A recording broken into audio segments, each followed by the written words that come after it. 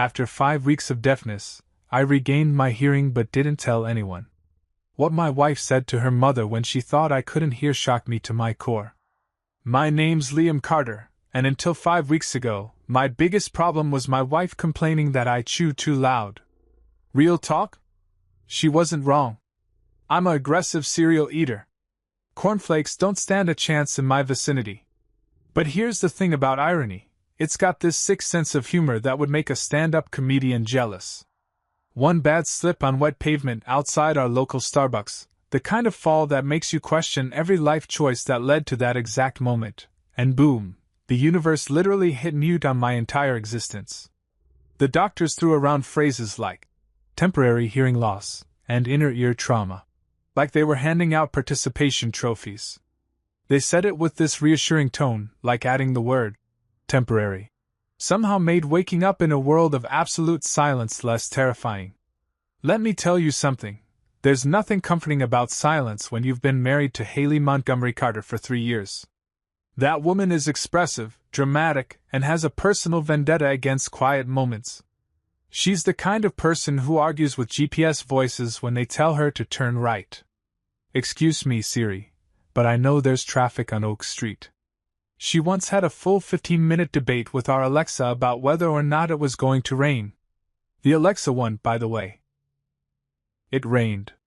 When I finally came to in that hospital room, tubes in my arm and my head feeling like I'd gone 10 rounds with Mike Tyson's angrier cousin, Haley was there.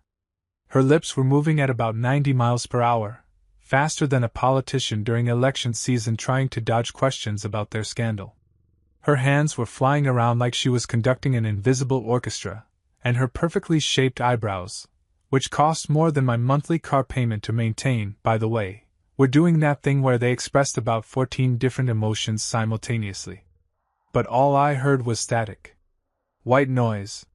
The kind of emptiness that makes you wonder if you've died and this is just some cosmic waiting room. My life turned into the world's worst mime show, except nobody was laughing and I definitely didn't sign up for this performance. For the first week, I kept touching my ears like maybe there was an off switch I'd accidentally flipped. There wasn't. The doctors ran tests, lots of tests. MRIs, CT scans, hearing assessments where they made me sit in a booth that looked like something out of a low-budget sci-fi movie while they played beeps I couldn't hear. Each time, they'd come back with the same message written on their little clipboards. Give it time. Time. Right. Because that's exactly what you want to hear when your primary sense of communication has been ripped away like someone cancelled your favorite streaming service mid-binge. The weeks that followed were a masterclass in frustration. Everything became notes, sticky notes, phone notes, notebook notes. Our kitchen looked like a crime scene from a detective show, except instead of evidence markers, we had neon post-its everywhere. Took out trash. Need milk. Doctor appointment Tuesday. Haley downloaded every text-to-speech app known to mankind. Our phones became our primary relationship counselors, which if you think about it, is pretty depressing. She'd type messages to me with this look on her face like she was defusing a bomb.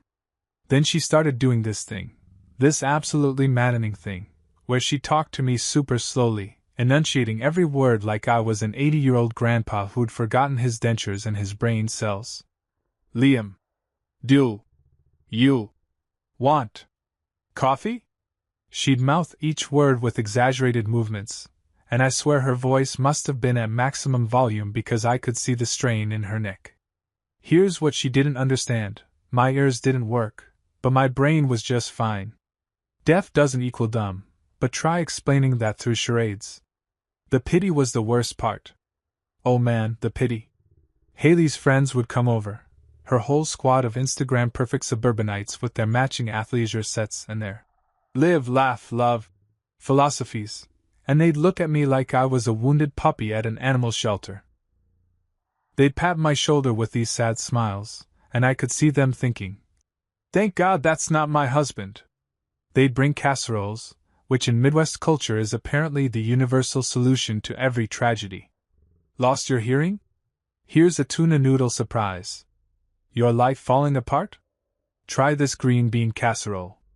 But here's the thing I noticed, Even in those early fog-filled days of adjustment, Haley seemed different. Not sad different. Not even worried different. More like inconvenience different. Like my sudden disability had thrown a wrench in her carefully curated life plan. She still took her morning selfies, still posted her daily, blessed, updates on social media with strategic hashtags, still went to her boutique gym where they apparently charge you extra for the oxygen. But when she looked at me, there was this flicker in her eyes. Annoyance, maybe? Calculation? I couldn't quite pin it down. I tried to be understanding. Marriage vows and all that, in sickness and in health, right? Even if sickness, in this case, meant I couldn't hear her complaining about her coworker Karen or her elaborate theories about which neighbor was definitely having an affair. She meant well, I kept telling myself. This was hard on her too. She'd signed up for a husband who could hear her detailed recaps of The Bachelor, not someone who just nodded blankly while reading her lips and getting about 40% of the actual message.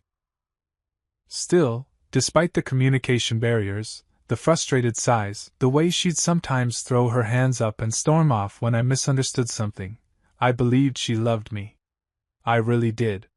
Call me naive, call me trusting, call me the world's biggest idiot, all valid options.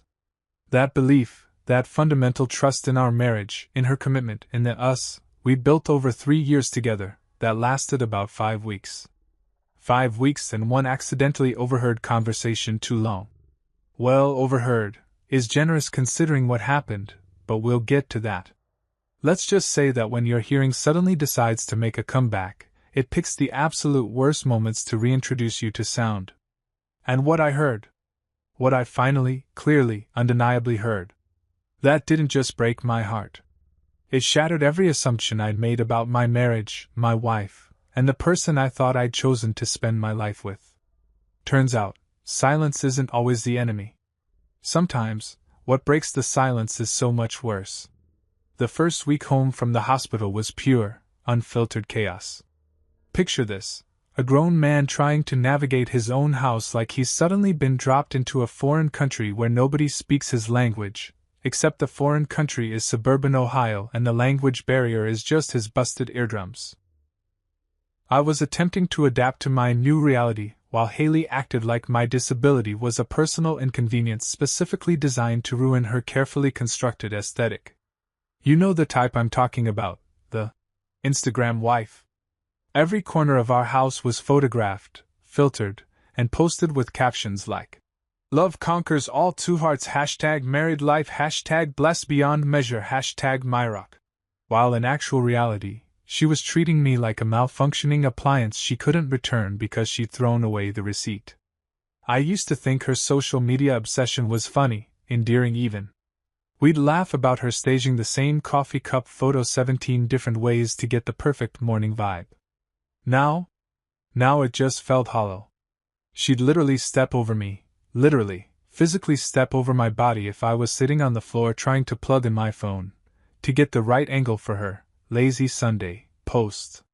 The irony of calling it lazy while she spent 2 hours setting up the shot was not lost on me, even if my hearing was. Our house became a weird silent film where I was both the star and the audience, except nobody was laughing at the pratfalls. Haley started leaving notes everywhere, which sounds sweet until you realize that "take out trash," written in increasingly aggressive handwriting and underlined 3 times, isn't really a love letter. She'd text me from the same room we were both sitting in, her thumbs flying across her screen with this annoyed expression, like having to communicate with her disabled husband was equivalent to filing taxes by hand. Then there was her voice, or what I imagined her voice sounded like now, because I couldn't actually hear it. Her silent gestures, though? Those were loud. So incredibly loud. The eye rolls could have powered a wind turbine. The heavy sighs I could only see by watching her shoulders rise and fall with dramatic exasperation. The way she'd throw her hands up when I didn't understand what she was trying to communicate, like I'd chosen to go deaf just to spite her brunch plans. Haley's mom, Patricia, started visiting more often, which was about as welcome as a root canal. Without anesthesia. On a Monday. Patricia Montgomery Ashford, Yes, she hyphenated after her divorce because apparently one name wasn't enough to contain all that judgment, was elegant in that cold, calculated way that women who lunch at country clubs have perfected. She wore her privilege like armor. Designer pantsuits that cost more than my truck, shoes that could double as weapons, and this permanent expression that suggested she was constantly smelling something faintly unpleasant. Spoiler alert, that something was me. She'd arrive unannounced, naturally, because wealthy people seem to think doorbells and courtesy calls are for peasants. Patricia would glide into our living room with her overpriced latte, always from that boutique coffee place downtown that charged $8 for what was essentially coffee with an attitude, and settle into our best chair like she was holding court. Then the whispering would start. She and Haley would huddle together on the couch, heads bent close, hands gesturing, and I'd sit there in my recliner, the broken husband, the inconvenient obstacle to whatever conversation they were having. Here's what they didn't know. I'd been teaching myself to read lips. Not like some professional interpreter or anything, but YouTube is a hell of a resource when you've got nothing but time and a desperate need to understand what people are saying about you. I wasn't fluent, not even close, but I was getting better. Good enough to catch phrases. Good enough to see Patricia's perfectly lipstick mouth form words like, dragging you down, and should have standards. Good enough to watch Haley nod along like her mother was spitting profound wisdom instead of casual cruelty. He's not the man you thought he was, Patricia said one afternoon, and I caught every word. She emphasized man, like it was a question, a doubt, a judgment wrapped in 4 letters. Haley's response was harder to catch, but I got trying and difficult, and something that looked like, don't know how much longer. How much longer what? That's what kept me up at night, staring at our bedroom ceiling while Haley slept peacefully beside me, or scrolled through her phone, or did whatever she did while I pretended to sleep. How much longer could she tolerate being married to damaged goods? How much longer before she decided that her Instagram aesthetic didn't include a disabled husband who couldn't hear her recite her daily affirmations? Meanwhile, I played my role perfectly. The grateful husband. The one trying so hard to adapt. I'd smile when they looked at me, give a little wave, nod like everything was fine. I became a professional at looking pleasant and confused, like a golden retriever who wants to help but doesn't quite understand the assignment. Inside, though? Inside I was thinking things that would make a therapist reach for their prescription pad. Patricia would sip her fancy coffee, the kind with foam art that probably had its own Instagram account, and I'd watch her whisper to Haley. You could have married someone successful, I caught one day. Not more successful, or as successful, just someone successful. Like I was currently operating at 0 on the achievement scale. Never mind that I ran my own contracting business. Never mind that I'd built our deck, renovated our kitchen, and fixed pretty much everything in our house and half the houses in our neighborhood. None of that mattered because I wasn't whatever Patricia's definition of successful looked like. Probably something involving golf club memberships and investment portfolios and weekend homes in places with pretentious names. Haley's face when her mother said these things, that's what killed me. She didn't defend me. Didn't shake her head or mouth. That's not fair. Or give any indication that she disagreed. She just sat there, nodding slightly, like she was considering the merits of her mother's argument. Like our marriage was a business proposition that wasn't yielding adequate returns. I started keeping a mental scorecard of every slight, every dismissive gesture, every moment of casual cruelty disguised as concern. Patricia suggesting Haley needed time to herself, to process everything. Translation: your husband's disability is traumatic for you. Haley sighing when I didn't understand something she tried to communicate. The way they'd both look at me sometimes, like I was a problem to be solved rather than a person to be loved. The worst part wasn't even the judgment, or the whispered conversations. It was the performance. Because when anyone else was around, Haley's friends, our neighbors, the mailman, she'd transform. Suddenly she was the devoted wife, the caretaker, the woman standing by her man through adversity. She'd touch my shoulder gently, smile with practiced sympathy, and tell everyone how we're managing. and taking it day by day, and keeping positive. She'd use words like journey and challenge and blessed for perspective. And people would nod admiringly, like she deserved a medal for not abandoning her husband during a medical crisis. If judgment were an Olympic sport, Patricia would have more gold medals than Michael Phelps. And Haley? She'd be her star pupil, training for the next games. Meanwhile, I sat there in the audience of my own life, watching them perform, reading their lips when they thought I couldn't, and slowly, methodically, realizing that the person I'd married maybe never existed at all. Maybe she'd always been this person, this woman who valued appearance over substance, who saw marriage as a social accessory rather than a partnership, and I'd just been too in love, too optimistic, too stupidly trusting to notice. So yeah, that first week home was chaos. But not the kind of chaos you recover from. The kind that fundamentally shifts how you see everything, like putting on glasses for the first time and realizing the world was never actually blurry. You were just blind. Haley's behavior started changing around week 3, and I'm not talking about the normal adjustment period kind of changing. I mean the kind of shift that makes you wonder if someone's been replaced by a pod person, except this version was somehow worse than the original. No more post-it notes saying, "Love you," stuck to the bathroom mirror. No more hand squeezes when we passed each other in the hallway. She stopped facing me when she talked, which made lip reading absolutely impossible, and I'm pretty sure that was intentional. It was like she'd decided that basic human courtesy was optional now that I couldn't call her out on it verbally. The most obvious tell? Her phone. That thing became like a fifth limb, surgically attached to her hand. She was glued to it 24/7, and I mean that literally. Morning coffee? Phone. Dinner table? Phone. Bathroom? You better believe she had that phone. She'd be sitting 3 feet away from me on the couch, and I'd see her face light up with notifications. Not the casual, "oh, a text," kind of lighting up. The full-on dopamine hit, eyes sparkling, corners of her mouth twitching into smiles she tried to suppress. She'd be laughing at something on that screen, actually giggling, and when I'd tap her shoulder to ask what was funny, she'd flip the phone over so fast you'd think it was displaying nuclear launch codes.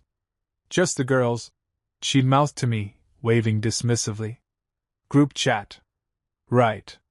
Because group chats with Jennifer and Melissa about their kids' soccer schedules definitely make you blush like a teenager who just got asked to prom.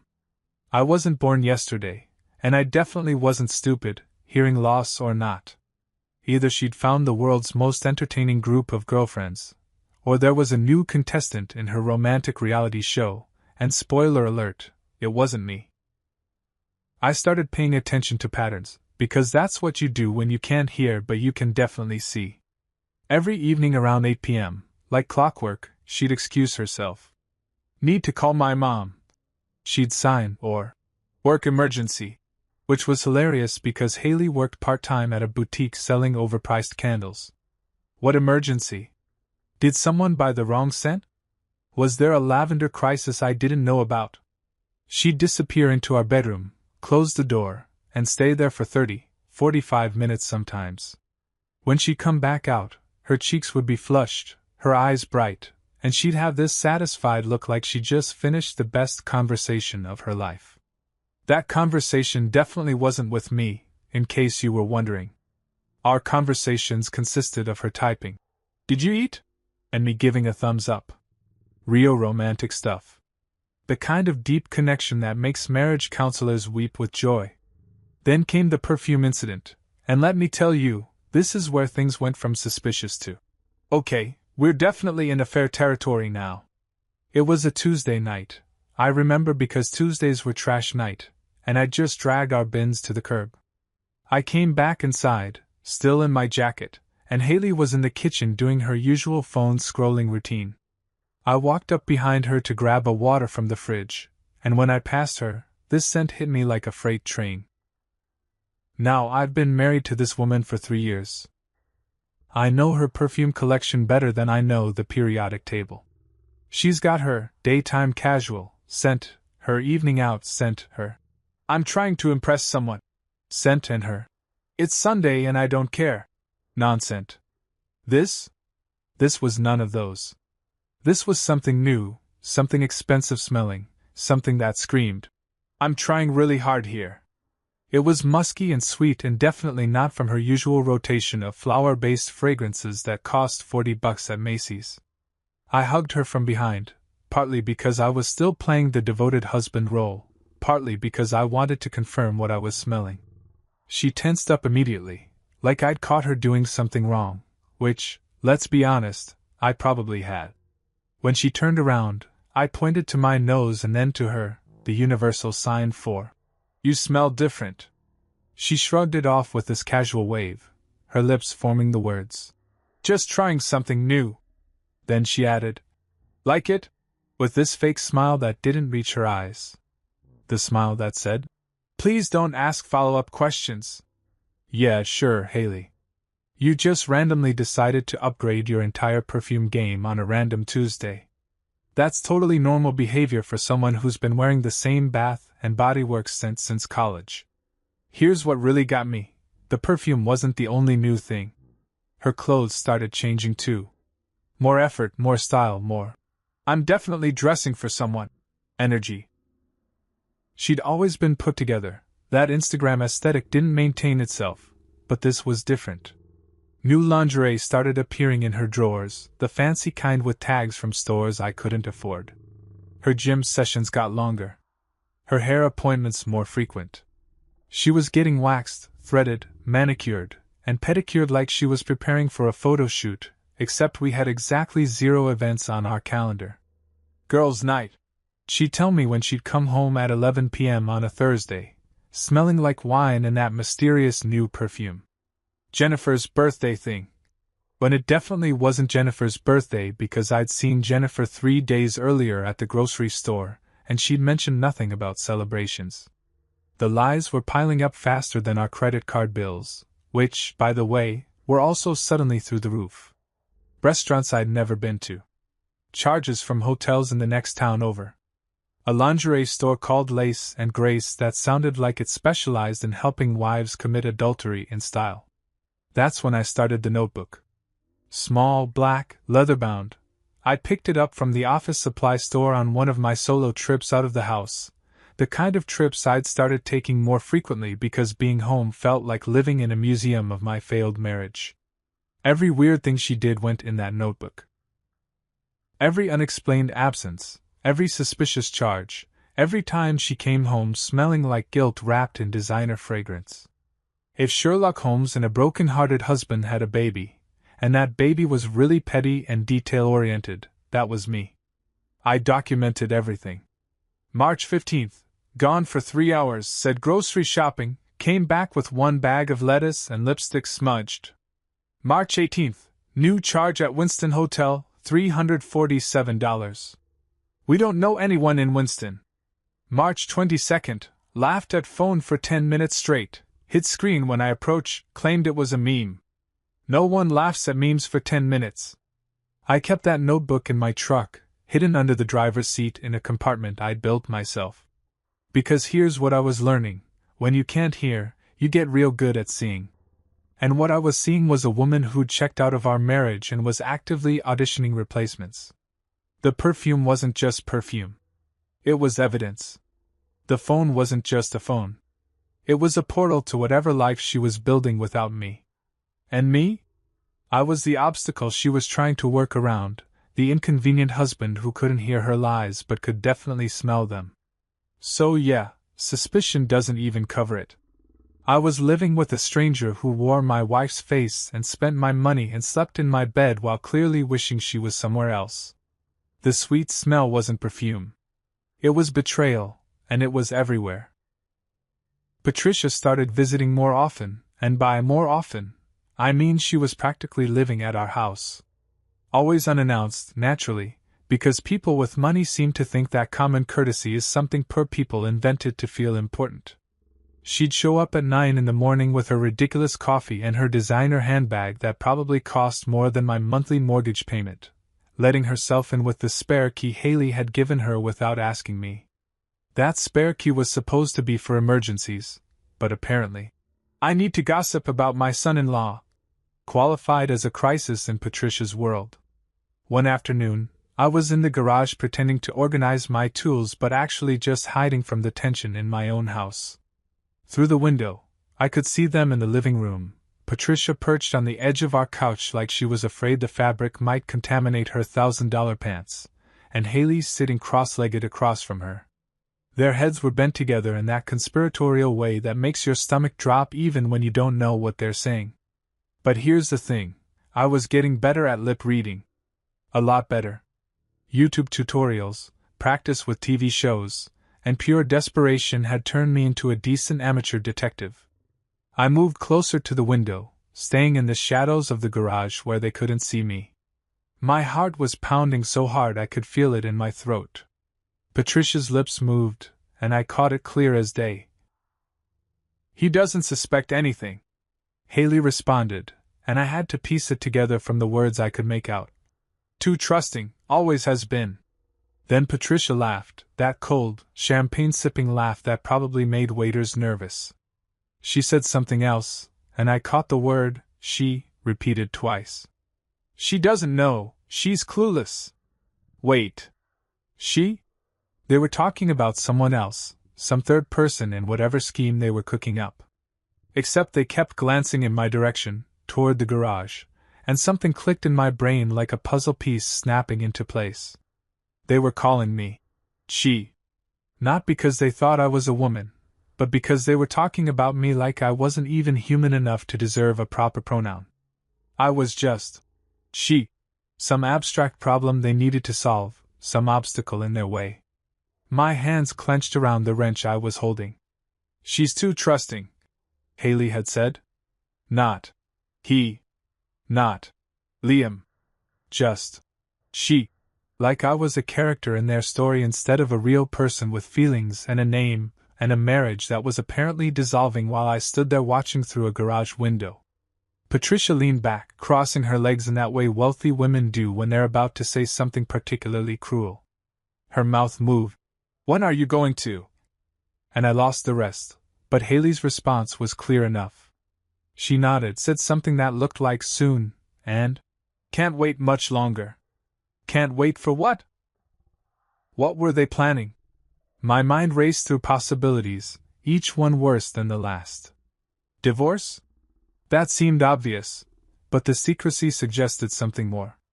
Were they planning to have me declared incompetent? Take control of my business? My accounts? I'd built my contracting company from nothing, worked my ass off for 15 years to establish a reputation and a client base, and now what? Patricia thought her daughter deserved half of it just for showing up. I watched them for another 10 minutes, catching fragments. The lawyer said, "Needs to sign." "Won't be a problem." They were talking legal strategy. They had a lawyer. This wasn't just casual complaining about the disappointing husband. This was coordinated. This was planned. This was a heist, except instead of stealing diamonds, they were stealing my life. From that moment, something shifted in me. The hurt, the betrayal, the anger, all of it crystallized into something cold and sharp and calculating. If they wanted to play games, fine. But they were playing with someone who'd spent the last 3 weeks learning to survive in silence, learning to observe, learning to see things other people missed. They thought I was helpless? Clueless? Too trusting? Perfect. Let them think that. I became the world's best actor. When I walked back into the house, I made sure my face showed nothing but confused affection. Patricia looked at me with that pitying smile, the one that said, "You poor, broken thing." And I smiled back like a golden retriever who just wants approval. Haley patted the couch next to her, and I sat down obediently, nodding along while they had conversations I pretended not to follow. But I was following every word now. Every gesture. Every glance they exchanged that they thought I couldn't interpret. Patricia would say things like, "It'll all work out," while looking at Haley meaningfully, and Haley would nod with this expression that was half excitement, half nervousness. They'd show me papers sometimes, documents that Patricia would produce from her expensive bag, pointing at signature lines and smiling encouragingly. I'd squint at them, pretending to read slowly, pretending to be confused by the legal language. "What is?" I'd mouth, pointing at random paragraphs. Haley would wave dismissively, type on her phone. "Just refinancing stuff. Normal paperwork. Don't worry about it." And I'd nod trustingly, sign my name where they pointed, playing the part of the disabled husband who couldn't possibly understand complex financial matters. Here's what they didn't know. I was photographing every document with my phone before I signed it. Every single one. I'd excuse myself to go to the bathroom, snap pictures, save them to a cloud account they didn't know existed. Some of those papers were legitimate refinancing documents. Others? Those were power of attorney forms. Asset transfer agreements. Documents that would essentially give Haley control over everything I owned. But I wasn't signing the real ones. Oh no. I'd become real friendly with my printer and some blank paper. The documents I actually signed were worthless copies I'd made, identical except for one tiny detail in the footer, a different form number, a subtle change in the legal code citation. Things a lawyer would catch immediately if they ever tried to file them, but things Patricia and Haley would never notice. The real documents? Those stayed unsigned, hidden in a safety deposit box at a bank across town that I'd opened using an old friend as my driver. If silence was my prison, it had also become my camouflage. They talked freely around me now, not even bothering to whisper half the time. They thought the deaf guy couldn't participate in conversations, couldn't understand subtext, couldn't piece together a conspiracy happening right in front of his face. They'd gotten comfortable, sloppy even. Patricia would say things like, "Once this is finalized," and, "when you're free of this burden," right there in my living room, barely 3 feet away from where I sat pretending to watch TV with subtitles. The rage I felt was like nothing I'd ever experienced. Not hot, explosive anger, that would have given me away. This was ice-cold fury, the kind that keeps you up at night planning and thinking and preparing. My wife and her mother were actively plotting to destroy my life, steal my assets, and apparently they found it so easy, so justified, that they could laugh about it over $8 lattes in my own house. Every evening, after Haley went to bed, I'd sit in my truck in the driveway and update my black notebook. New entries about their meetings with lawyers, about documents they tried to get me to sign, about conversations I'd lip-read through windows and around corners. I was building a case, collecting evidence, preparing for a war they didn't even know was coming. Because here's what Patricia and Haley hadn't counted on. I wasn't just some trusting idiot who'd roll over and let them ruin me. I was a man who'd built a business through recessions and competition, who'd survived on construction sites where one mistake could kill you, who'd learned to read situations and people because that's how you stay alive in the real world. They wanted me to be helpless? Fine. I'd be helpless right up until the moment I wasn't. And when that moment came, when I finally played my hand, they were going to realize they'd made one critical mistake. They'd underestimated the man they were trying to destroy. Week 5 arrived like a plot twist I didn't see coming, which is saying something considering I'd been living in my own personal thriller movie for a month. My follow-up appointment with Dr. Patel was scheduled for 2 p.m. on a Wednesday, one of those gorgeous spring afternoons where the weather makes you forget that your life is actively falling apart. Haley offered to drive me. Well, offered is generous. She typed, "I'll take you," on her phone with all the enthusiasm of someone volunteering for a colonoscopy. I declined, told her I'd Uber, which clearly relieved her because she had things to do. Yeah, I bet she did. Probably things that involved her phone, that mysterious perfume, and a whole lot of lying. Dr. Patel's office was in one of those medical buildings that always smells like antiseptic and broken dreams. I'd been there enough times over the past 5 weeks that the receptionist knew me by sight, giving me that sympathetic head tilt that medical professionals must learn in school. "Mr. Carter, you can go right back. Room 3. I followed the nurse down the hallway, past examination rooms where other people were dealing with their own problems, probably none of which involved their wives plotting financial ruin with their monster-in-law. Dr. Patel came in 10 minutes later, all business with her tablet and her professional smile. She was probably in her mid-40s, sharp as hell, with this no-nonsense attitude I'd always appreciated. She didn't do pity, didn't do false hope. Just straight facts, which in my current situation was refreshing. Everyone else in my life was lying to me. Nice to have at least one person committed to honesty. "How are you managing, Liam?" she asked, and I watched her lips form each word clearly. I'd gotten good at reading her specifically because she enunciated well, probably from years of talking to patients with hearing problems. I shrugged, gave her the thumbs-up gesture that had become my default response to everything. Fine. Always fine. Fine like a building that's on fire, but this is fine. Dog is still sitting there drinking coffee. She pulled up my chart on her tablet, scrolling through test results and notes with this focused expression. Then she looked up at me, and something in her face changed. Not quite a smile, but close. Something warmer, more optimistic. "Liam, I have good news. Really good news." My heart started doing this weird stuttering thing. Good news in a doctor's office felt like a myth, a unicorn, something that happened to other people in feel-good movies but never in real life. She set down the tablet and looked me straight in the eyes, speaking slowly and clearly so I could read every word. "Your hearing is returning." I just stared at her. Those 4 words didn't compute. Couldn't compute. My brain had spent 5 weeks accepting that silence was my new normal, that I'd be reading lips and using phone apps and missing out on conversations for the rest of my life. Hearing returning? That was the temporary part everyone had promised but nobody actually believed. "Are you serious?"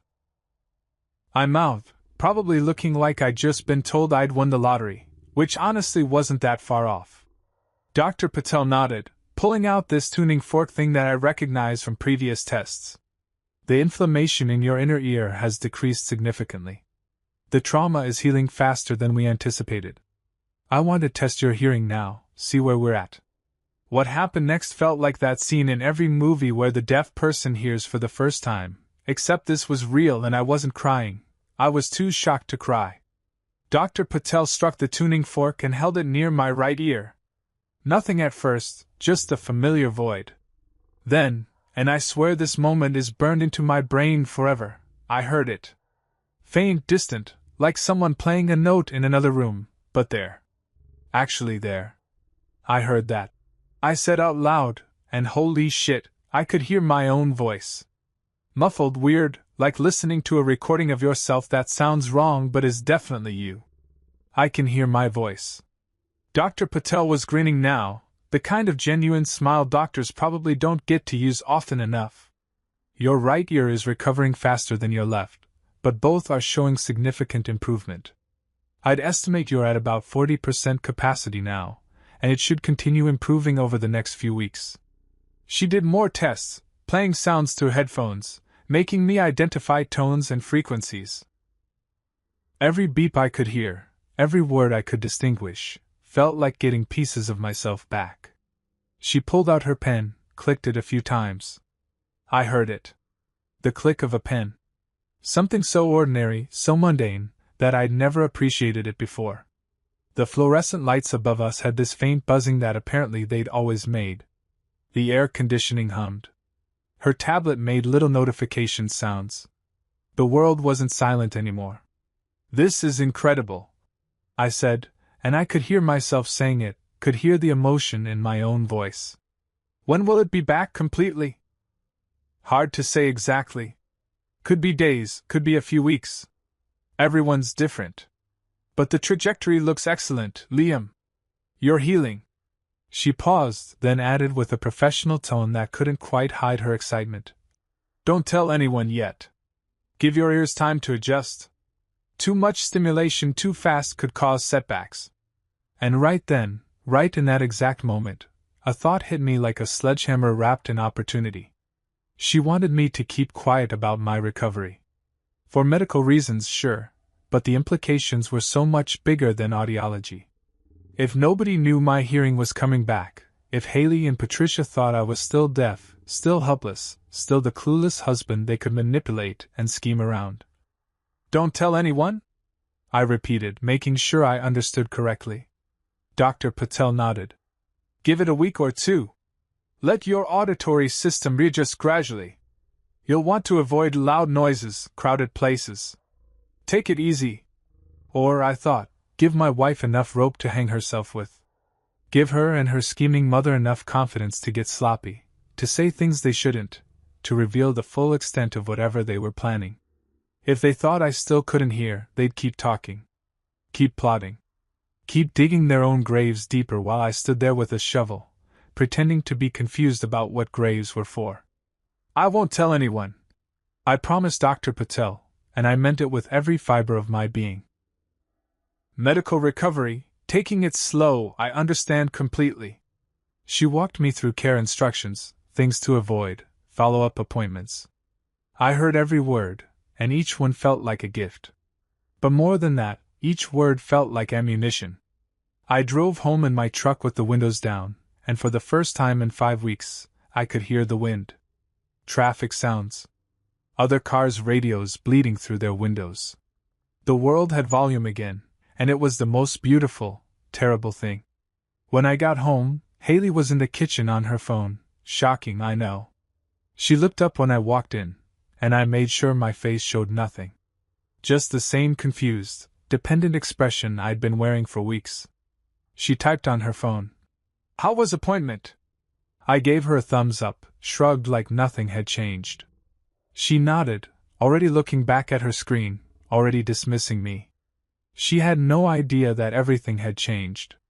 That the power dynamic she'd been exploiting had just shifted completely. That her deaf, helpless, trusting husband could suddenly hear every word, every plan, every betrayal she thought she was hiding. Patricia called right then. I could hear the phone ring, could hear Haley's voice when she answered. Hey, Mom. Those 2 words sounded different than I'd imagined during 5 weeks of silence. Sharper. Faker. She walked toward the bedroom, but not before I heard her say, No, nothing new. He's still completely clueless. Clueless. Right. I smiled to myself, said nothing, and went to update my black notebook with the most important entry yet. Day 35, hearing returned. They don't know. Game on. The next morning started like any other disaster disguised as normalcy. I woke up at 6 a.m., Haley still asleep beside me, her phone charging on the nightstand like it was receiving life support. For 5 weeks, mornings had been silent rituals of coffee and avoidance. Now, with my hearing partially back, I could hear everything. The house settling. The refrigerator humming downstairs. Birds outside that apparently had been chirping this whole time. And most importantly, I could hear when Haley's alarm went off at 7 and she slapped it quiet with the enthusiasm of someone who definitely didn't want to be conscious. I pretended to still be asleep, kept my breathing steady and slow like I'd perfected over the weeks of living with someone I no longer trusted. She shuffled around the bedroom, and I heard every drawer open, every zipper zip, every footstep on our hardwood floors that creaked in 3 specific spots I'd been meaning to fix but now felt grateful for because they were like an early warning system. She went downstairs, and I gave it 5 minutes before following. Played my part perfectly, confused morning face, slight stumble on the stairs like my balance was still off from the accident. When I got to the kitchen, she was already on her phone, coffee brewing, wearing yoga pants that cost more than my power tools. She glanced up, gave me that obligatory smile that didn't reach anywhere near her eyes, then went back to scrolling. I poured myself coffee, and here's where having hearing back became its own special torture. I could hear her typing. The rapid-fire tap-tap-tap of her thumbs on the screen, the little swoosh sound when she sent messages, the giggles she tried to suppress when something came back. Every sound was evidence.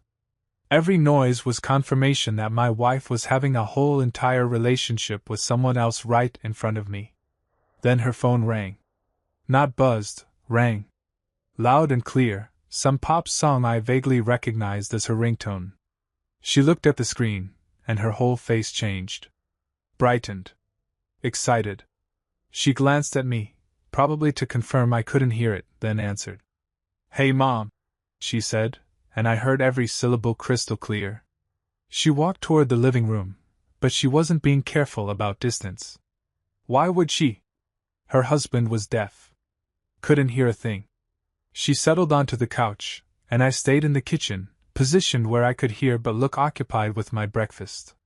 Just a clueless guy eating cereal, nothing to see here. I'm tired of pretending, Mom, Haley said, and my spoon stopped halfway to my mouth. He's like dead weight now. He can't hear a thing. Honestly, it's peaceful. Dead weight.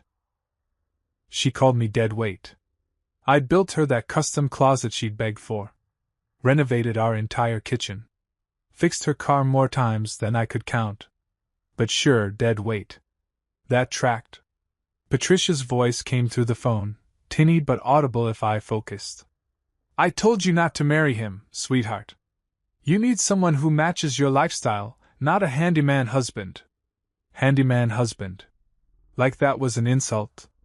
Like having actual skills and the ability to fix things made me somehow less than whatever trust fund losers Patricia considered acceptable. My blood was heating up, my heart pounding so hard I was surprised they couldn't hear it in the living room.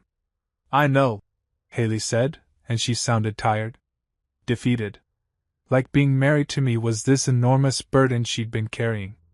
It's just so much work, you know? The notes, the typing, having to explain everything. And he's just there. All the time. Just sitting there with that grateful look on his face like I'm some kind of saint for not abandoning him. You are a saint, Patricia said. Most women would have left by now. Most women.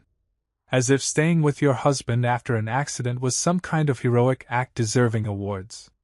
As if marriage vows were suggestions rather than promises. For better or worse, in sickness and health. Apparently those were just pretty words for the wedding and not actual commitments. Then Haley said it. The sentence that took every piece of hurt and betrayal I'd been feeling and crystallized it into something sharp enough to cut. Sometimes I think about what life would have been like if I'd married Kyle. Kyle. Her ex-boyfriend. The guy who'd proposed to her before I did, the walking hair gel advertisement who worked in cryptocurrency, which was code for scam people on the internet. Kyle with his gym membership he treated like a religion and his LinkedIn profile full of motivational quotes about grinding and hustling.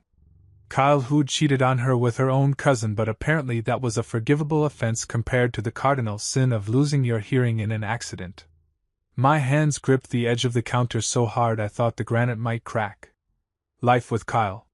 She was fantasizing about life with Kyle while I sat in our house, eating cereal, pretending to be deaf so I could gather evidence of her betrayal. The irony was so thick you could cut it with a knife. Patricia didn't even pause. Didn't say, "That's inappropriate," or, "You're married," or any of the things a mother should say when her daughter is discussing alternative life choices with her ex while her current husband is 20 feet away. Instead, she said, "At least Kyle had ambition. Drive. He understood what it meant to be successful." Ambition. Kyle's ambition had been to start 3 different businesses that all failed within 6 months. Drive. The only thing Kyle drove was a leased BMW he couldn't actually afford. Success. Kyle's version of success was posting gym selfies and pretending his life was more impressive than it actually was. But sure, he had more ambition than the guy who'd built a legitimate contracting business from nothing and owned his house outright. The lawyer says we're almost ready, Patricia continued, and my entire body went rigid. The papers are nearly finalized. Once he signs the last few documents, you'll have control of everything.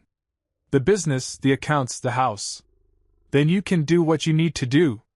Do what she needed to do. Which was what, exactly? Divorce me and take everything I'd worked for? Leave me with nothing while she ran off to chase her Kyle fantasy? My vision was actually blurring with rage.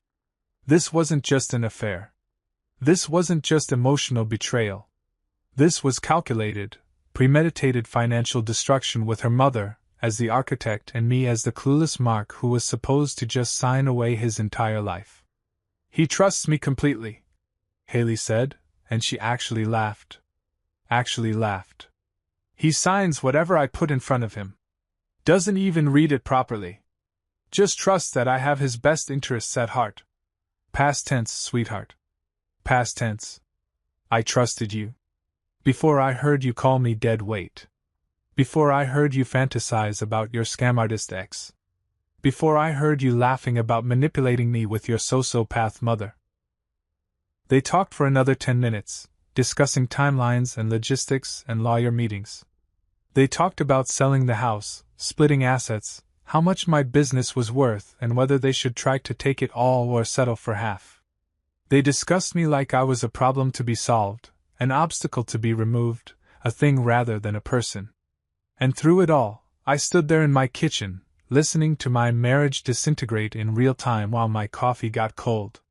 When Haley finally hung up, she sat there for a minute. I could hear her breathing, hear her moving around on the couch.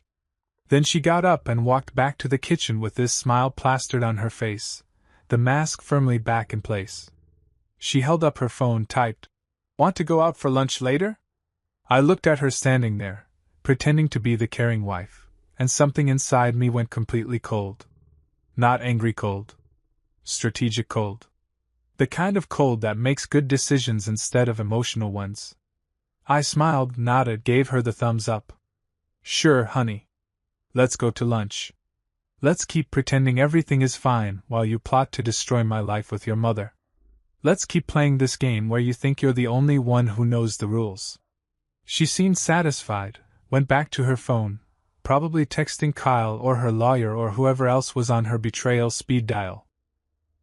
And I stood there, listening to every notification sound, every keyboard tap, every little noise that confirmed what I already knew. My wife didn't love me. Maybe she never had. Maybe I'd been dead weight from the start, just too stupid and trusting to see it.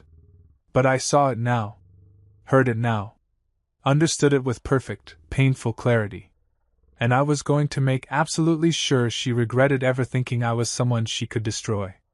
That afternoon, while Haley and Patricia went out for what they called shopping, but what I now understood was probably scheming at expensive cafes, I went full Jason Bourne on my own life. The house was mine for 3 glorious hours, and I was going to use every single minute. First stop, voice recorders. I'd ordered 2 of them online a week ago when I was still in my gathering evidence phase, back when I thought maybe I was being paranoid and this would all blow over. Cute. Past Liam was adorably naive. These weren't your average recorders either. These were the good stuff, voice-activated, 12-hour battery life, small enough to hide anywhere. The kind private investigators use, which I knew because I'd spent an entire evening researching this exact scenario on Reddit forums where other suspicious spouses shared their stories. I planted the first one in the kitchen, tucked behind the decorative bowl of fake lemons that Haley insisted made the space pop. Nobody had touched that bowl in 2 years. It was the perfect spot, central location, picked up conversations from the living room and dining area, and completely invisible unless you were specifically looking for surveillance equipment, which Haley definitely wasn't because she thought her husband couldn't hear. The second recorder went in the living room, wedged behind the picture frame of our wedding photo. The irony wasn't lost on me. Our smiling faces from 3 years ago, back when I thought I was marrying someone who actually loved me, now serving as cover for the device that would record her plotting my destruction. If that wasn't poetic justice, I don't know what was. With the audio surveillance in place, I moved to Phase 2, financial protection. This was the part that would have made my accountant proud if I'd told him about it, which I wasn't going to because the fewer people who knew about this, the better. I grabbed my laptop and logged into our joint accounts, the ones Haley thought gave her access to everything. Here's what she didn't know: I'd been slowly, carefully, moving money for the past 2 weeks. Not all of it, nothing that would trigger alerts or seem suspicious.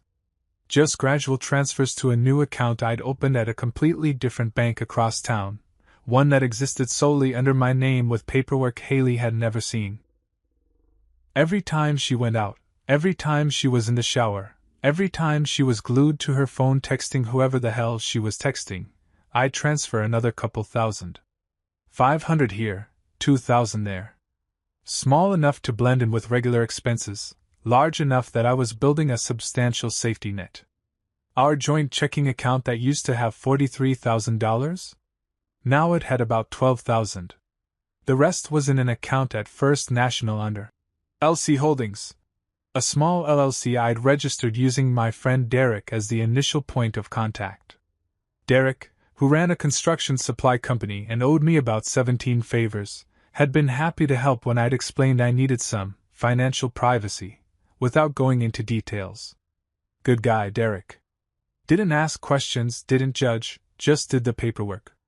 The savings account got the same treatment. Investment accounts? Those were trickier because they had penalties for early withdrawal, but I'd started the process of rolling them over to individual accounts that Haley couldn't touch. My business accounts were already separate, thank God, because I'd set those up before we got married when my lawyer had insisted on keeping business and personal finances completely separate.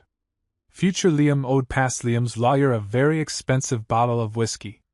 Joint credit cards? I'd already requested new cards be sent to a P.O. box I'd rented 2 weeks ago. Changed all the passwords to accounts, set up two-factor authentication on my phone that Haley couldn't access. Every digital footprint that connected our finances was being systematically severed, and she had no clue because she never actually looked at the accounts. She just spent the money and assumed it would always be there. Next up, the documents. Those precious papers that Patricia kept producing from her designer handbag, the ones they'd been so eager to get me to sign. I photographed every single one I could find. Haley kept them in her desk drawer, probably thinking they were secure because her deaf husband wouldn't go snooping. I found power of attorney forms, asset transfer agreements, something that looked suspiciously like a quitclaim deed for the house, and my personal favorite, a document that would have given Haley sole ownership of my business. My business. The one I'd built from scratch 15 years ago when I was 23 with nothing but a truck, some tools, and a work ethic that Patricia apparently thought was beneath her daughter. They wanted to take that? The company that had my name on it, my reputation, my blood and sweat and 16-hour days? Over my dead body. Actually, scratch that, over their dead reputations. I made copies of everything, saved them to 3 different cloud accounts with passwords that would take a supercomputer 1,000 years to crack. Then I did something that felt both petty and absolutely necessary. I made fake versions of the documents I hadn't signed yet.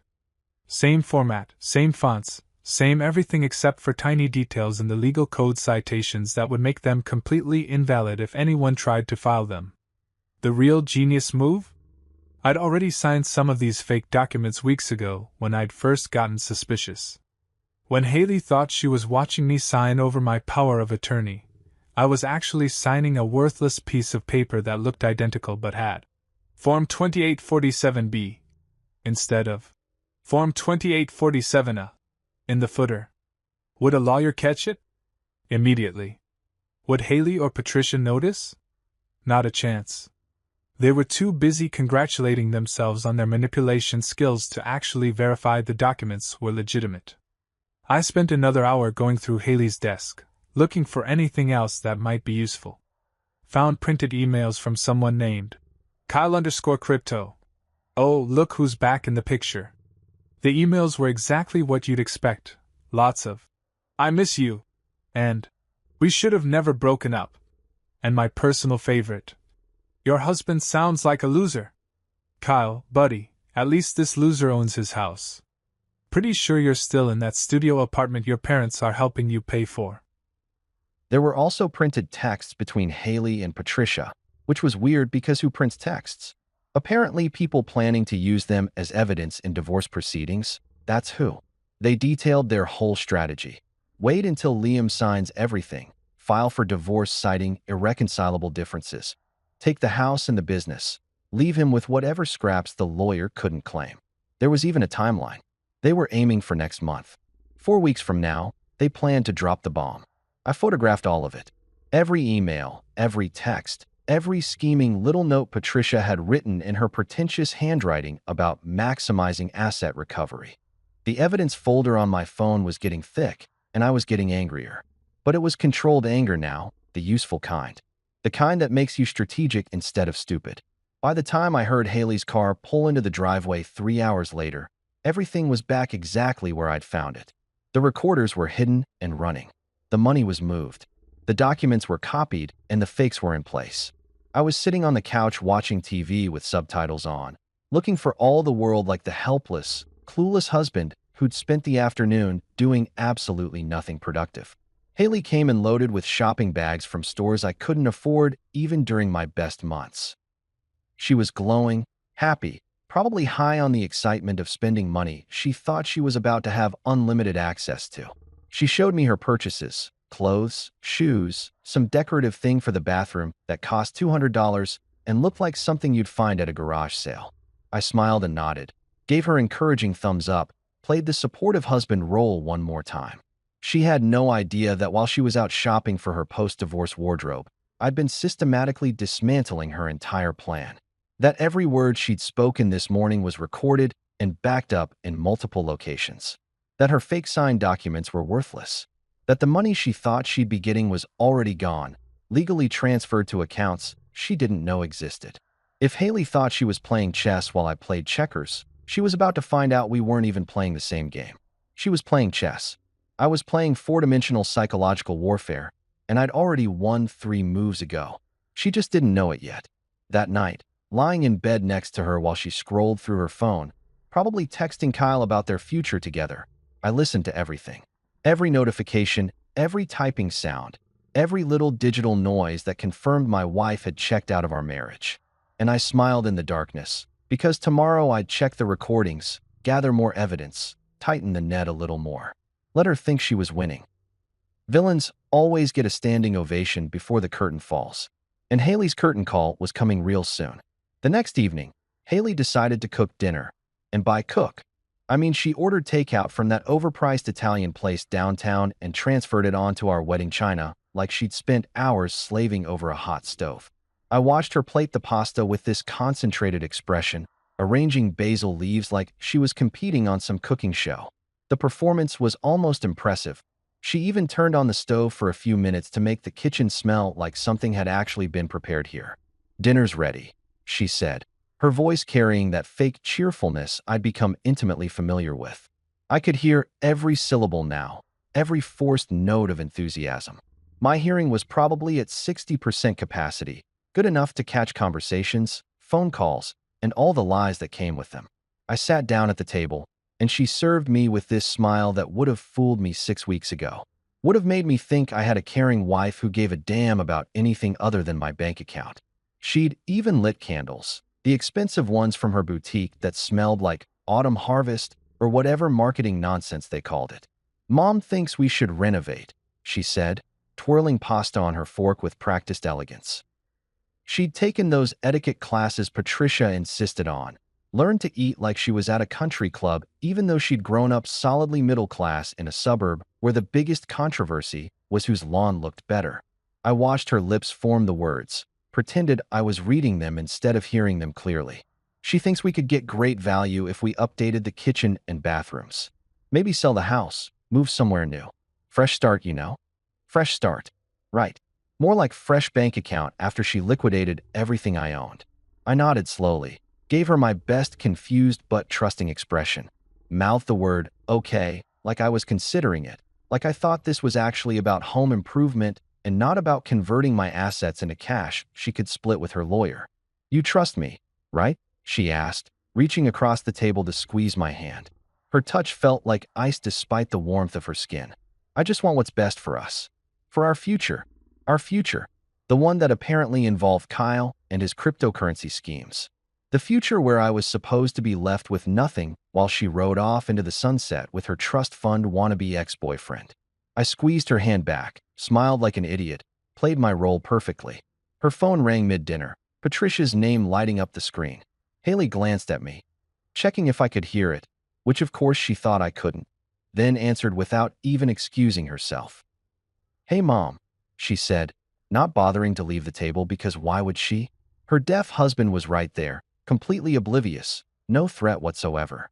"Just having dinner," Haley continued, stabbing at her pasta. "Yeah, he's right here. No, I told you, he trusts me completely." Meanwhile, my voice recorder, the one I'd hidden behind that decorative vase in the center of the table, tucked right behind the fake flowers Haley had insisted would bring life to the space, was capturing every single word. The irony of her talking about betraying me while sitting 2 feet from surveillance equipment was almost poetic. The papers are ready. Patricia's voice came through the phone, tinny but clear enough. Benjamin said we can finalize everything by next week. He just needs those last 2 signatures. Benjamin, that must be the lawyer. Probably some sleazy divorce attorney who specialized in screwing over unsuspecting husbands. I made a mental note to look up every Benjamin who practiced family law in our county. Shouldn't be too hard. Small town, limited options, and I had nothing but time and motivation. Haley's eyes flicked to me, checking if I was paying attention. I was staring at my plate, moving pasta around with my fork like a kindergartner who didn't want to eat his vegetables. Harmless, clueless, definitely not listening to every word of this incriminating conversation. He'll sign anything, Haley said, and she actually giggled. Giggled like this was funny, like manipulating your husband was some kind of joke you shared with your mother over wine. Yesterday, he signed that refinancing document without even reading past the first paragraph. He just trusts that I have his best interests at heart. Had. Past tense, sweetheart. I had my fork halfway to my mouth, frozen there, listening to my wife laugh about deceiving me. The recorder was getting all of this. Every laugh, every conspiratorial whisper, every casual mention of fraud and manipulation. The business is the tricky part, Patricia said, her voice taking on that strategic tone she used when discussing things she thought were complicated but really weren't. Benjamin thinks we should go for full ownership rather than trying to split it. Apparently, it's easier legally, and Liam won't be able to run it effectively anyway with his condition. My condition. My temporary hearing loss that was almost completely healed, but they didn't know that because I was smart enough to keep my mouth shut and my ears open. They were planning to take my business, the one I'd built from nothing, the one that bore my name and reputation, because they thought I was too disabled to run it. The audacity was almost impressive. What about Kyle? Haley asked, and my hand tightened on my fork. Does he need to stay out of sight until this is finalized? Stay out of sight. So Kyle was involved, actively involved, not just some fantasy she was entertaining in her head. He was probably waiting in the wings like an understudy ready to take the stage once they'd successfully destroyed my life. Benjamin says it's better if there's no evidence of a relationship before the divorce, Patricia replied, and I could hear the satisfaction in her voice. Keep it quiet for another month, then you're free. Free to live the life you deserve, sweetheart. The life she deserved. With my money, in my house that she wanted to sell, with my business that she wanted to steal, alongside a man who'd already proven he couldn't be faithful. Yeah, that sounded like exactly what she deserved, though probably not in the way Patricia meant it. They talked logistics for another 5 minutes. Timelines, lawyer meetings, what furniture Haley wanted to keep and what she wanted to sell. They discussed me like I was already gone, already removed from the equation, already just a signature on papers that would transfer everything I'd worked for into her name. When Haley finally hung up, she looked at me with this bright smile, the mask firmly back in place. Sorry about that. Mom just worries, you know. I nodded, gave her the understanding smile. Sure, honey. Your mom worries. That's definitely what that conversation was about. Not conspiracy to commit fraud or anything. Just normal maternal concern. More wine? She asked, already reaching for the bottle. She poured herself a generous glass, practically filled it to the rim. Celebratory drinking, probably. She was so close to her goal, so close to executing the perfect betrayal. Why not celebrate? I held up my glass too, and she poured me some with this indulgent look, like I was a child she was being gracious to. We clinked glasses, and she said something about us and our future and other lies that would have broken my heart if it wasn't already shattered into pieces so small they'd probably never fit back together correctly. The rest of dinner was performance art. Haley chatted at me about nothing. Her day at the boutique, some drama with her coworker Amanda, her plans to get her hair done on Friday. All surface-level nonsense designed to fill space while avoiding any real communication. I nodded along, played the attentive husband, all while thinking about the recording device capturing everything and the copies of documents sitting in 3 different cloud accounts and the money she thought she'd be getting that was already gone. After dinner, she insisted on watching a movie, Some romantic comedy that was probably ironic given our situation. We sat on the couch, her curled against me like we were still a couple who loved each other, and I could hear every sound. The TV dialogue, the soundtrack, her breathing, her phone buzzing with texts she tried to check discreetly. It was my last supper as the fool. The final performance before the truth burned everything down. I was playing the role of devoted, trusting husband one last time, and I was going to make it count. Let her think she'd won. Let her think I was signing away my life without a clue. Let her think her mother's plan was working perfectly. Because tomorrow the volume was turning up permanently. Tomorrow I was done pretending. Tomorrow Haley was going to learn that the man she'd underestimated, the handyman husband she'd dismissed, the dead weight she'd complained about, he'd been listening to everything. And he'd recorded every single word. The next morning, I woke up before Haley, which wasn't unusual. What was unusual was the sense of calm I felt, like I was standing at the edge of something massive and inevitable. Today was the day. No more pretending, no more playing deaf, no more letting her think she'd gotten away with it. I'd spent weeks gathering evidence, moving money, preparing for this exact moment. Now it was showtime. I made coffee in the kitchen, and for the first time in 5 weeks, I didn't move quietly. I let the cabinets close with their normal sound, let the coffee maker beep, let my footsteps fall naturally on the floor. If Haley had been paying attention, she might have noticed the difference. But she wasn't paying attention to me anymore, hadn't been for weeks. I was just background noise in her life, a problem she was about to solve. She came down around 7:30, hair messy, wearing one of those silk pajama sets that cost a fortune and looked like something from a movie. She was scrolling through her phone before her feet even hit the bottom step. Priorities, right? She walked into the kitchen without looking at me, made a beeline for the coffee pot. "Morning," she said absently, not even glancing up from her screen. And that's when I did it. That's when I responded with actual sound, with my actual voice, clear as day. "Morning," I said back. The effect was instantaneous and beautiful. Her whole body went rigid like she'd been electrocuted. The phone slipped from her hand, clattered onto the counter. Her head snapped up, eyes wide, staring at me like I'd just materialized from thin air. "You," she started, but her voice caught. "You spoke." I leaned against the counter, took a slow sip of my coffee, let the moment breathe. I'd been waiting 5 weeks for this, and I was going to savor every second. "Yeah," I said, keeping my tone casual, conversational, like this was the most normal thing in the world. Funny thing about hearing, sometimes it comes back. And you know what's even funnier? Sometimes it comes back just in time. Her face went through about 6 different emotions in 3 seconds.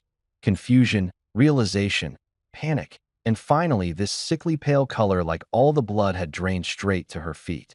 "Liam, aunt." I held up my hand, cutting her off. Reached into my pocket and pulled out my phone. "Before you start with whatever explanation you're cooking up, I think you should hear something." "Well, hear it again, technically, since you said it the first time." I pulled up the recording from yesterday's dinner. Pressed play. Her voice filled the kitchen, crystal clear, talking to Patricia. "He'll sign anything. He just trusts that I have his best interests at heart." Then Patricia's response. "The business is the tricky part. Benjamin thinks we should go for full ownership." And finally, the kicker. Haley asking, "What about Kyle? Does he need to stay out of sight until this is finalized?" I watched Haley's face as she listened to herself. Watched the color drain even further. Watched her mouth open and close like a fish drowning in air. Watched her hands start to shake. The performance was better than I'd imagined. All those weeks of planning, all those hours of gathering evidence, all building to this perfect moment of watching her realize she'd been caught. When the recording ended, silence filled the kitchen. Not the comfortable silence of a shared mourning, but the heavy, suffocating silence of a marriage dying in real time. "How long?" she whispered, and her voice was barely audible. "How long have you been able to hear?" "Long enough," I said, setting my phone on the counter between us like evidence in a courtroom. "Long enough to hear you call me dead weight. Long enough to hear you and your mother plot to steal everything I've built. Long enough to hear you planning your future with Kyle fucking Mitchell, the same Kyle who cheated on you with your cousin. But hey, at least he has ambition, right?" "Liam, please, let me explain." "Explain what?" I cut her off, and I let some of the anger seep into my voice now. Not yelling, not losing control, just letting her hear what 5 weeks of betrayal sounded like. Explain how you were going to take my business, the one I built from scratch before I even met you. Explain how you were going to sell the house I bought and paid for. Or maybe explain how you were going to leave me with nothing while you ran off with a guy whose greatest accomplishment is having abs and a cryptocurrency scam. She opened her mouth, closed it again. What could she say? I had recordings. I had evidence. I had her dead to rights, and we both knew it. It's not what you think, she tried, but even she didn't sound convinced. Really, I pulled up another recording, played it. Her voice again. Sometimes I think about what life would have been like if I'd married Kyle. I stopped it there, looked at her. Not what I think. Haley, I've been listening for weeks. I know exactly what it is. You thought you married beneath you. You got tired of pretending, and when I had an accident that made me vulnerable, you saw an opportunity. You and Patricia saw a chance to cash out. Tears started forming in her eyes, and I almost felt bad. Almost. But then I remembered her laughing with her mother about how easily I signed documents. Remembered her calling me dead weight. Remembered every casual cruelty she'd inflicted while thinking I couldn't hear. Those papers you had me sign? I continued. The power of attorney, the business transfer documents, all of it? Yeah, those were fakes. Well, I signed fakes. The real documents are still unsigned and locked away where you'll never find them. So whatever your lawyer Benjamin thinks he has, he doesn't. Her eyes widened. What? And the money you were planning to take? I pulled up my banking app, showed her the joint account balance. $12,000, down from $43,000. Already moved. Legal transfers to accounts in my name only. The savings, the investments, all of it. Already secured. She grabbed for the phone, stared at the screen like maybe if she looked hard enough the numbers would change. You can't do that. That's our money. No, Haley. That's my money that I earned while you worked part-time selling candles and plotted with your mother to destroy me. And here's the beautiful part. I moved it all while you thought I was deaf and helpless. Every transfer was legal, documented, and completely within my rights. This isn't fair, she said, and the audacity of that statement almost made me laugh. Fair? I set my coffee down carefully, worried I might throw it. You want to talk about fair? Let me tell you what's not fair. Having an accident, losing your hearing, and instead of your wife supporting you, she sees it as an opportunity to rob you blind. That's not fair. Having your mother-in-law call you dead weight while you're sitting 20 feet away is not fair. Planning to steal someone's business because you think they're too disabled to run it? That's not fair. Haley was crying now, full-on sobbing, makeup running down her face. A month ago, this would have broken me. I would have comforted her, held her, tried to fix whatever was wrong. Now I just felt cold. I'm moving out today, I said. Already rented a place across town, already packed the essentials. They're in my truck. You can keep this house for now. We'll let the lawyers figure out who gets what. But I promise you this, Haley, you're not getting my business. You're not getting my savings. You're not getting a damn thing you schemed for. Where are you going? She asked, like that mattered, like she had any right to know. Away from you. I grabbed my keys from the counter, headed for the door. Oh, and one more thing? I made copies of all the recordings. Sent them to my lawyer, backed them up in multiple places. So whatever story you and Patricia try to spin, whatever lies you tell your friends about why we're splitting up, just know that I have evidence. Actual, recorded, undeniable evidence of everything you plan to do. I was almost to the door when I heard her voice, small and broken. Did you ever love me? I stopped, turned around. She was standing in the kitchen doorway, mascara streaks down her face, looking like everything she'd built was crumbling around her. Which, to be fair, it was. Yeah, I said honestly. I did. I loved you so much I would have given you anything you asked for. You didn't have to scheme or plot or manipulate. You just had to be honest. You just had to actually love me back. Her face crumpled, and she slid down the doorframe to the floor, sobbing. I didn't stay to watch. I walked out the front door, got in my truck, and drove away from the house where my marriage had died. And you know what? For the first time in 5 weeks, I felt like I could actually breathe. I drove for about 20 minutes before I realized I had nowhere specific to go, which was hilarious considering I'd just delivered the performance of a lifetime back there. The already rented a place line? Total bluff. Pure improvisation. I hadn't rented anything because up until this morning, part of me wasn't sure I'd actually go through with the confrontation. Turns out rage and betrayal are excellent motivators for commitment. So there I was, cruising down Route 42 in my F-150, windows down, radio playing actual music I could actually hear, feeling simultaneously liberated and completely unmoored. I pulled into a Dunkin' Donuts parking lot because apparently my post-marriage explosion plan was caffeine and contemplation. Very cinematic. My phone started blowing up immediately. Haley, obviously. 12 calls in 5 minutes, followed by a barrage of texts that devolved from, "Please come back, we need to talk," to, "You're being unreasonable," to, "You can't just leave," in record time. I watched the notifications pile up like a car crash in slow motion, each one more desperate than the last. Deleted them all without reading past the previews. Then Patricia called. Of course she did. Haley must have immediately phoned Mommy to report that the dead weight had somehow grown a spine and escaped. I let it ring, watched Patricia Montgomery Ashford flash on my screen 3 times before she gave up. 2 minutes later, a voicemail appeared. I almost deleted it without listening, but curiosity won out. "Liam, this is Patricia." Her voice had that clipped, aristocratic tone that suggested she was doing me a favor by acknowledging my existence. "I don't know what Haley said to upset you, but walking out like a child is not the solution. You need to come back so we can discuss this rationally. We have legal documents that require your attention, and abandoning your wife during a difficult time reflects very poorly on your character. Call me back immediately." I actually laughed out loud in my truck. Abandoning my wife during a difficult time? The difficult time that she and her mother had orchestrated? The legal documents that were fake copies of fraud attempts? The audacity was almost impressive. Patricia had spent weeks calling me dead weight and planning my financial destruction, and now she wanted to lecture me about character? I saved the voicemail.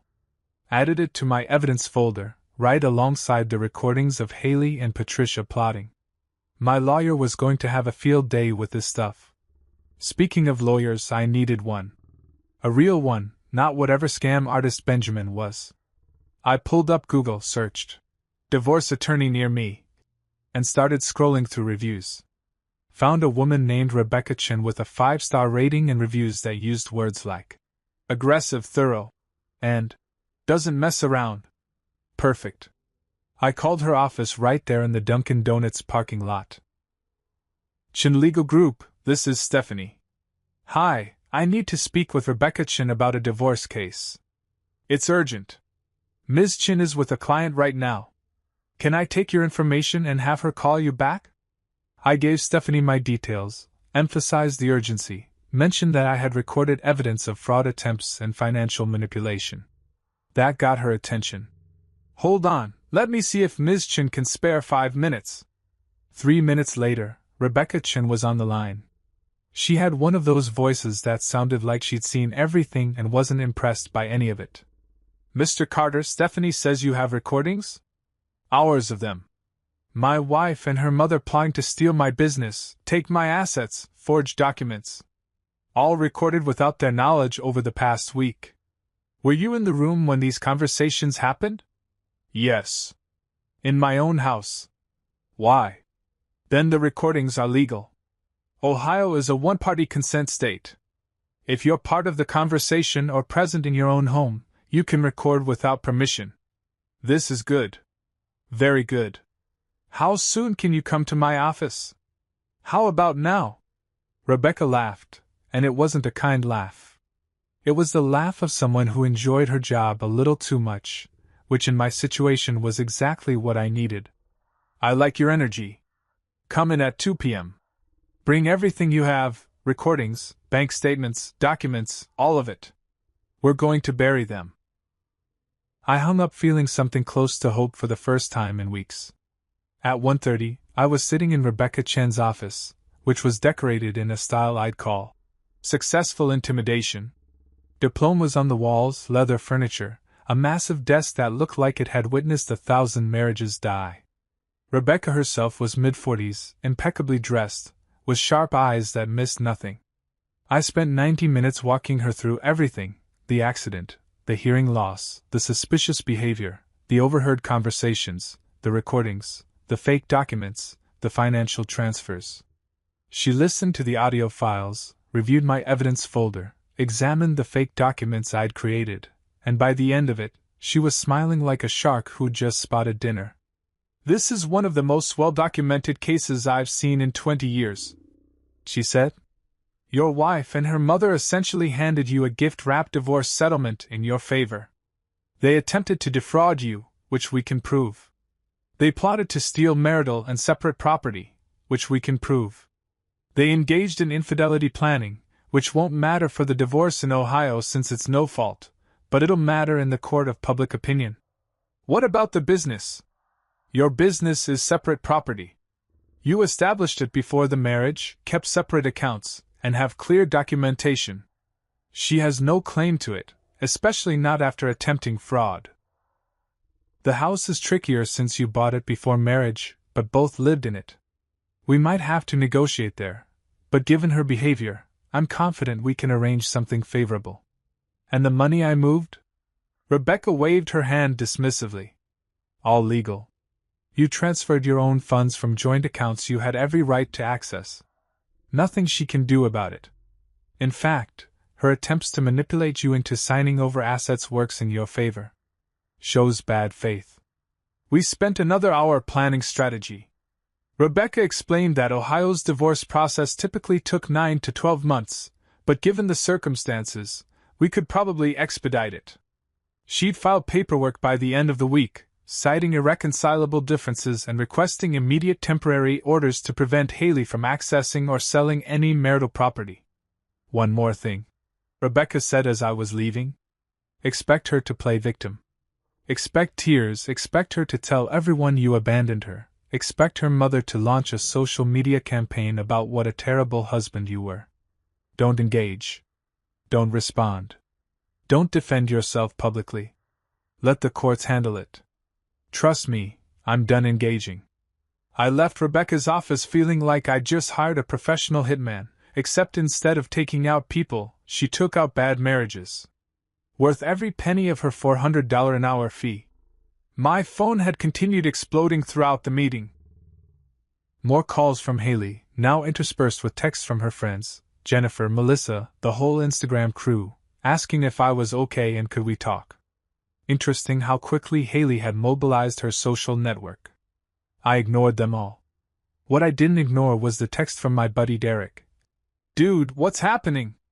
Haley's posting some cryptic stuff on Instagram. You good?" I pulled up Instagram, which I rarely used but kept for business purposes. Sure enough, Haley had posted a photo of herself looking devastated, eyes red, sitting on our couch. The caption read, "When you're going through the hardest time of your life and the person who promised to be there just walks away. Heartbroken doesn't begin to cover it. Broken heart #betrayed #heartbroken #marriage struggles." The comments were already rolling in. "Stay strong, girl. You deserve better. Men are trash." The narrative was being written in real time, and in this version, I was the villain who'd abandoned his wife for no reason. I texted Derek back. "Long story. I'm good. Better than good, actually. Ignore whatever she's posting. Truth will come out eventually." Then I did something I should have done weeks ago. I posted my own photo, just a shot of the open road through my windshield, sun setting in the distance. Caption: "Sometimes the best thing you can do is hear the truth and drive towards something better. #new chapter #freedom." Cryptic enough to not violate Rebecca's "don't engage" rule, clear enough that people who knew me would understand something had shifted. By evening, I'd checked into a Holiday Inn Express because apparently my post-confrontation planning skills needed work. As I lay on the generic hotel bed, listening to the ice machine down the hall and the traffic outside, Sounds I could actually hear now, sounds I'd missed desperately. I felt something unexpected. Peace. Not happiness exactly, not yet. The betrayal still stung, the anger still simmered, the hurt still ached. But underneath all that was this fundamental sense of relief. I wasn't living a lie anymore. Wasn't pretending everything was fine while my marriage rotted from the inside. Wasn't playing the fool in someone else's con game. My phone buzzed one more time. Another text from Haley. Please! We need to talk. I can explain everything. I blocked her number. Blocked Patricia's too. They could communicate through lawyers now, which was exactly where people who commit fraud belong. Then I opened my truck window, listened to the world outside, and smiled. After 5 weeks of silence and 5 weeks of betrayal, after discovering that my wife was a stranger and my marriage was a performance, after gathering evidence and planning revenge and finally executing the confrontation I'd been building toward, after all of that, I'd finally heard the truth. And trust me, nothing sounds better than freedom.